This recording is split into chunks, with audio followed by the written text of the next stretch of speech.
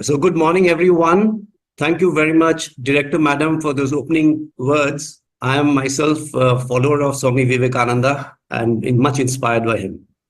Thank you, everybody at SSK. And I really feel privileged to interact with you and to give this small talk about my book and the related points, which are always of top of mind concern for parents, teachers, and caregivers, and certainly the society at large. The purpose of my writing this book is first and foremost to illustrate to parents, to recognize first the difficulties, the helplessness, the severe pain that parents go through from the time the child is diagnosed, all their expectations, how they have to change over to something completely different, unexpected things. So, and then the spiral of, negative thinking, the humiliation that they experience, the extended family as well as the close family, how there is a lot of pressure from there.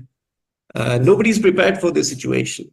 So my purpose of my book is to give what I call an everyday courage to the parents, and to also say that this is a path which is, 1,000 times more difficult than the neurotypical parenting that most of us have gone through when we were children.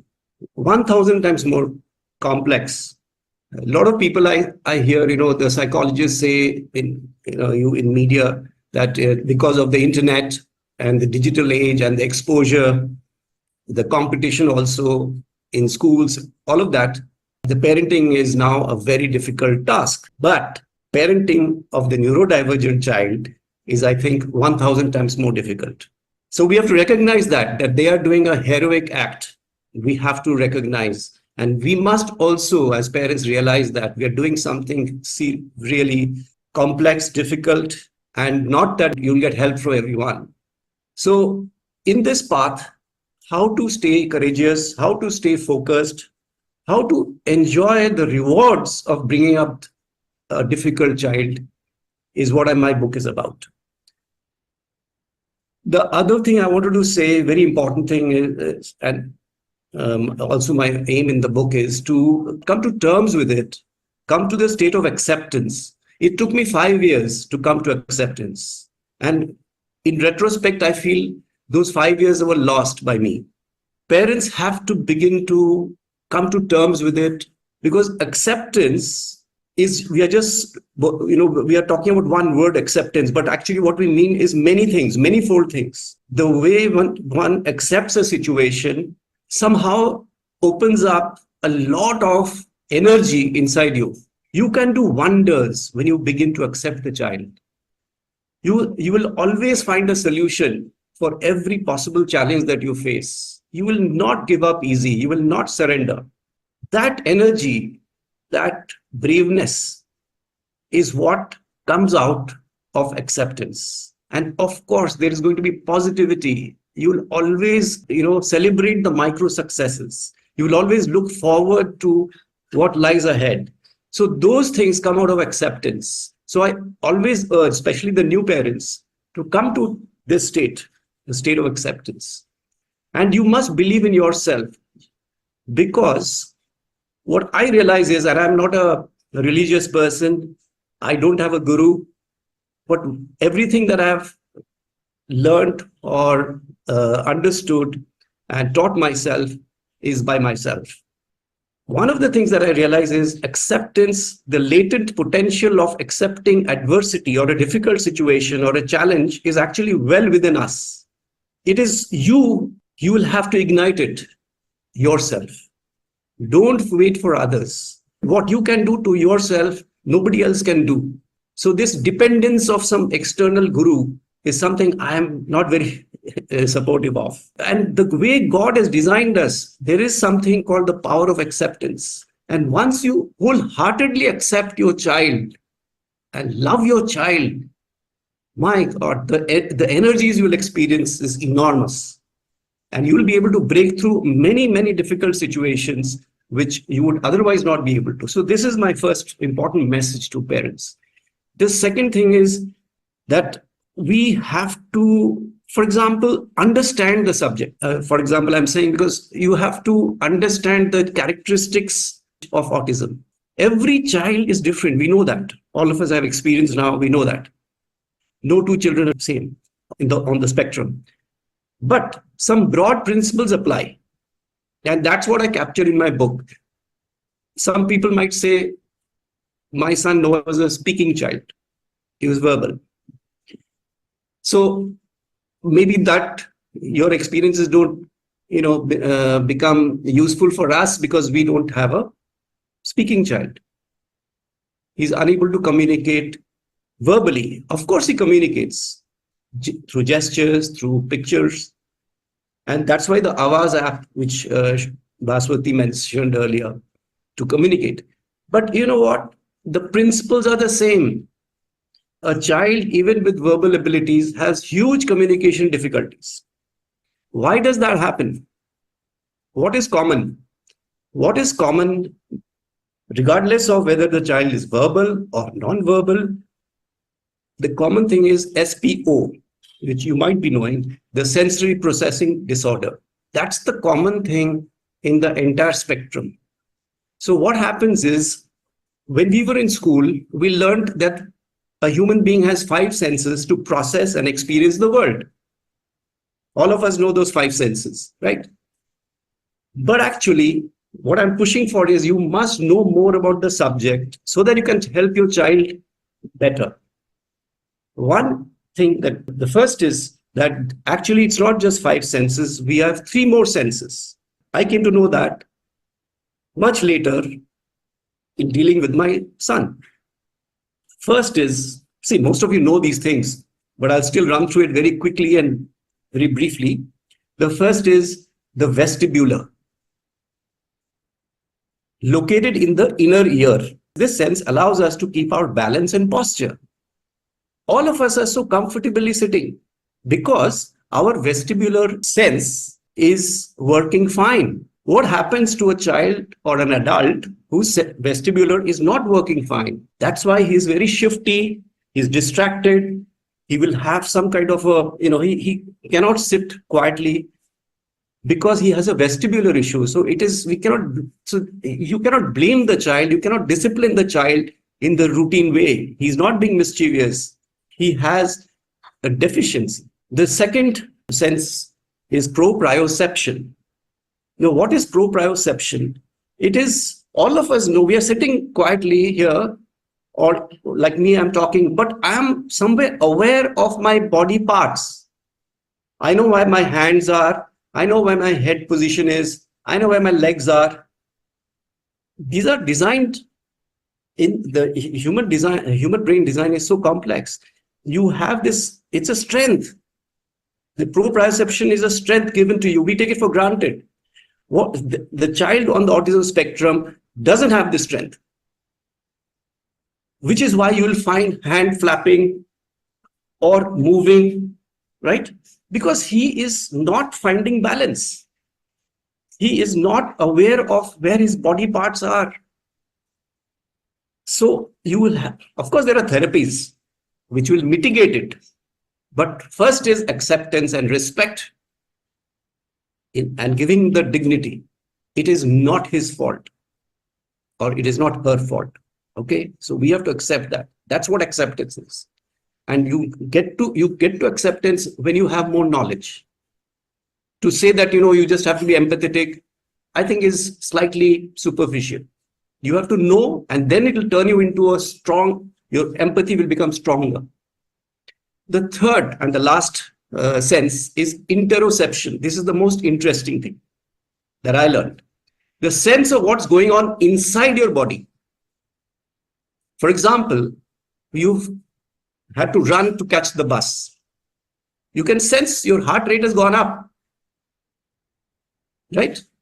Or you're thirsty. You're feeling thirsty, and then we go and drink water or whatever. Automatically, these things are happening. We don't even think about it. When you're hungry, your brain is telling you, now you go and eat. And then you go look for something to eat. Okay. This sense in a lot of autistic children is not so developed. In the case of my son, he used to shout out loudly, regardless of where he is. We could be sitting inside the market, sitting in a shop in a market, in the car, or in the school classroom. He used to shout out very loudly, and that was the SPO that one of the SPOs that I had to deal with. So initially, I used to get annoyed. I said, "This is mischievous behavior," like we are typically parents do. They want to discipline the child immediately, and you scold the child. Sometimes you pamper them like, "Oh, I'll give you this and I'll give you that. I'll give you a chocolate or whatever." But it's very complex because he is actually hungry, and he's feeling a strong sense of unease, but he's not able to relate it to hunger. But in case of ASD children, they don't know that. They cannot fathom that, okay, this discomfort means that I should eat something, is not available to them. So now imagine the difficulty the child is having in coping with this. And I'm sure all of you know about, this is what we call STIM behavior, and I'm not very comfortable with that expression STIM, because it says, it's self-stimulating behavior. Yes, self-stimulating for this reason, for his SPO reasons, sensory processing disorder reasons. And it usually is between these three, senses, which I just spoke about. Of course, there is also oversensitivity to certain kind of taste, certain kind of touch. So all the other 5 senses also may be affected. But these 3 are the hidden ones, which we don't normally talk about.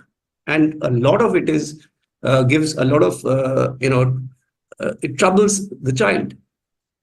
There are therapies available to minimize it. Of course, you'll have to pursue the therapy, but in between that is acceptance, respect, tolerance, endurance, empathy. I'll just read a little bit from my book, just one little thing which talks about the STIM behavior. So STIM behavior is, in short form, we say STIM, it's basically self-stimulating behaviors, and it is typically shown, exhibited in most of the ASD children, adults in the moderate to severe range. So Noel, my son's STIM behavior, the need to shout out aloud often, was triggered by external factors. So now, this behavior could be triggered by various factors, and that's what you'll have to keep like a detective. You have to work with your child. You'll have to see what is it that is causing that behavior. Okay. Number one was not. So this is what my detective work showed me. Not feeling sure what is going to happen next, or being scared about what is coming up. So he's anticipating some fearsome situation. So he begins to shout. I used to take him to the terrace, and then he would start screaming. Now, straightforward question, why are you doing this? Is the father's question to the son. He would never answer. He can't tell you what is actually scaring him. And then I realized that it was the continuous flight of the birds high above the terrace that caused his fear and distress. And later, once I understood that that's what is causing this shouting behavior and unwillingness to do anything, comply with. You can't teach him in that situation. When I took him to learn tennis, I'm a big tennis enthusiast, so typically like fathers want their son also do the same thing. I also got hold of him and took him to the tennis courts and started teaching him tennis. But there also, then I realized that the birds which are swirling up, he would completely freeze and he would not cooperate with me at all. But my understanding that from the terrace situation, even at the age of 16, 17, 18, he was facing the same issue and he would shout in the tennis courts. And you know how embarrassing it can be. And all parents, all of us, we know how to swallow social embarrassment, right? He's screaming and everybody's looking at you. You don't know how to, you have spoiled your son. You're not giving him a scolding. You should give him a tight slap. A lot of people around me, because they can't understand what's going on. They think he's just being difficult and mischievous. But the truth is, he's disturbed by the distress is caused by the swirling birds. Now, he cannot tell me that. See the situation. It's not that he wants to stop doing it, but he cannot tell me that this is the reason. So that connection he's unable to make. He just experiences fear, and he can't tell you why he's feeling afraid. So that's the cause of a lot of this STEM behavior. That is, I'm not saying in all cases, but in a number of cases, it would be some kind of fear of what is going on in the environment, or the fear, like I said, of anticipating something which is fearsome. One quick thing is also, a lot of parents here who have grown up youngsters would know that sometimes it is also pleasurable to them as the child grows up, especially in the teenagers, when he becomes a teen, enter teens, there is a certain amount of pleasurable relief sort of thing when he does the STEM behavior. So in that case, you must allow that to happen. You can place a limit. Okay, now for the next 10 minutes, you do this. After that, you will start working. So you have to make allowances for his STEM engagement. It may not be coming out of distress, but it may be sometimes relaxing, pleasurable, so that it metamorphoses into this kind of situation by the time in the mid-teens. Okay, I think this part is, I hope I could give you some insights on this. So we can move to the short PPT, which is more to do with what I would urge parents and teachers and caregivers to do. So can we start the PPT? So we are now progressively, with more information, knowledge, advances in therapy, availability of therapists, better and better training of therapists, more knowledge about the subject of neurodivergence in general, and this whole move towards wider acceptance in society, growing awareness. I think we are in a position where I can say that we are moving from the old way to the new way. And I mentioned about the sustainability goals in the UN Charter. I think all of that, the cumulative effect is very positive, and we are moving towards a new way. And what does the new way imply? It clearly spells out that neurodiversity is like having different colors within the overarching neurotypical world. So it's like another shade, another hue of the neurotypical world. And any genetic or biological variations are just like the heterogeneity of human life. Human life is heterogeneous.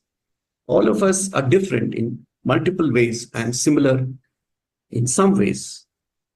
Same thing applies to the neurodivergent. So it's just a biological variation, but very much part of our society, and we have to accept that.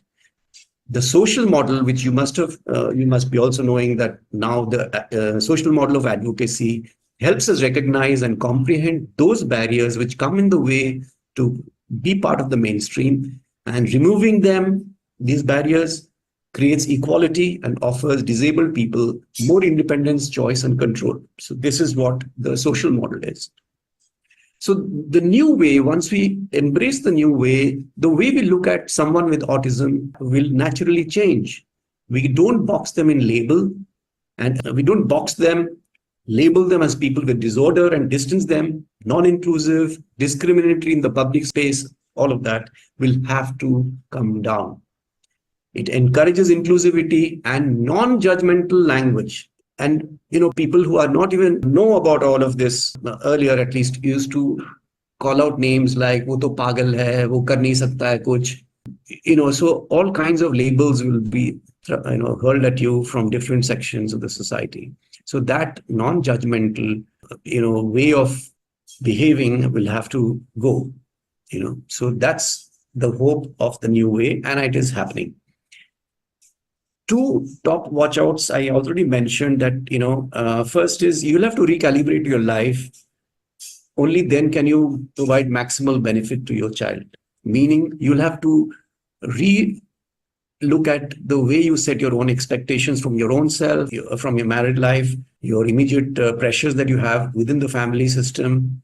You will have to, recalibrate all of that. You have to make the child the focus of everything, and every decision that you take. For example, should the mother and the father both work? How do you divide the time between the father and the mother? The other thing I must say is, at least in this part of the country, I see fathers playing very limited role, and they leave everything to the mother. I don't know how it is in your society, but fathers will have to play, and they have to feel an equal partner in this parenting of the child. That's what I meant by recalibrating your own life, your own trajectory, your ambitions. The second point is about everyday courage. I would always emphasize that, this is not the big courage which everybody will come applauding, when you win the trophy in a competition, or you become a successful writer, or when you get selected for the India team for something. This is not that. This is not that courage. This is a very quiet voice that comes and tells you that tomorrow is another day. You will try again, because you will face failure every day with your child. So you will have to completely reorient yourself and say that, okay, it didn't work out today. Tomorrow is another day. I'll try some new technique. I'll get some new tool, and we'll work out some new method. I'll talk to a new therapist, whatever. You have to keep that fuel inside you, burning to take on the next day, take on every challenge that comes your way. So that's what I meant by everyday courage. So these two things I always advocate for parents. There are two specific things that we could, when it comes to interacting with your child or teaching your child, I have 5 must-dos. One is, there is no one formula, no one therapy, which will get the best out of your child, will benefit the child most. It will have to be a mix of various things. And I am a big advocate of music, sports, and art to whatever he responds or she responds to. Because it is not just about learning the music for an ASD person. It is also a lot of associated learnings that happen. Okay, for example, communication, music plays a big role. Sports, communication is tremendously impacted.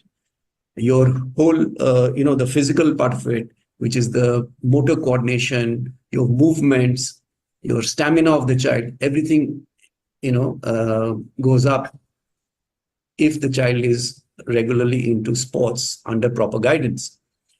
With art, there is, again, this fine motor skill development happens.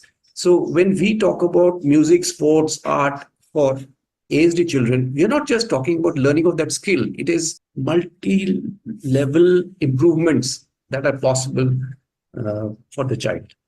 The next thing is structure. You're, of course, familiar with this. Structure is something crucial in the teaching of a ASD child. It is, for me, the anchor. And you know what? The structure can be mega, it can be a macro situation, it can be a micro situation, and can be a nano situation. So I've classified them. Structure right through is a principle that works. So when I'm saying, let's say an example of a micro, structure is, for example, the thing that I was saying, that Noel is to be shouting aloud with no understand, nobody can comprehend why he's doing so. So what I started doing is, I used to tell him that, you have a knob in the middle of your chest. Just like, because he was so fond of music and he was always using music system, playing music, and obviously he was familiar with the volume knob. So I said, you also have a knob here. You can bring down the volume, and it doesn't have to be so loud. You can bring it down. You can keep shouting, but you can bring down the volume. So I was not trying to stop him. Don't shout. No. I was giving him a solution that will work for both of us, which was he understood initially. It took up a time because, it's a very conceptual, abstract thing, but he got it. And can you believe it that this happened at the age of 10, right into his 20s. Till that time, he used to always follow this dial thing, the knob thing.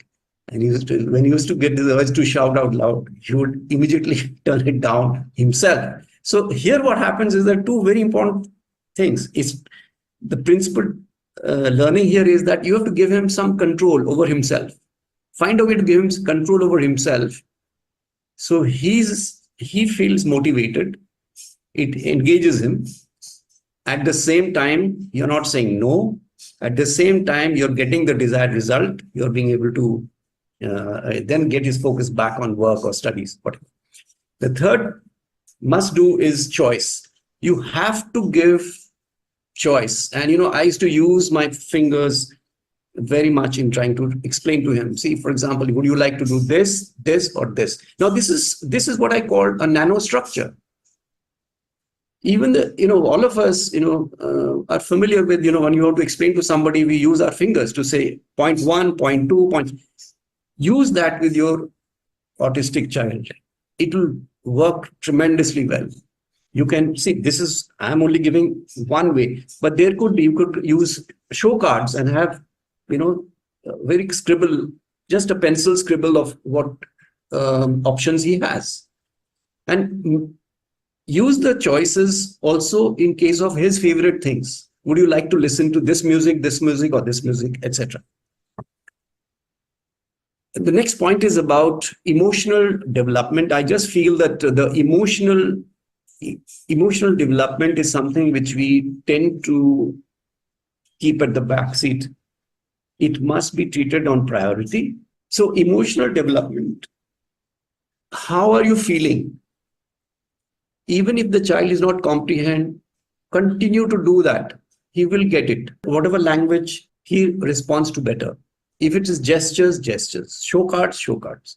If it is using a Avaz app or any of these assistive communication devices, some of you may be using, let him continuously communicate with you. What is he feeling? Now, this is different from saying which is rational things. This object or that object, this food or that food. No, it's about how you're feeling because it's an abstract thing. You will push him to reflect and give him labels. Are you feeling sad? Are you feeling lonely? Are you feeling happy now? Are you feeling hungry? Very important prompt. So use those prompts for emotional development in the early years, and later on you can, once the child is grown up and has developed on his communication skills, then you ask him that you went to this place. What are the things you liked there? What did you like most? So you begin to engage him emotionally where he's forced to reflect on it. If you keep that on the side, that side will not develop. And then the next part of emotional development is emotional regulation. You don't have to be angry with other people.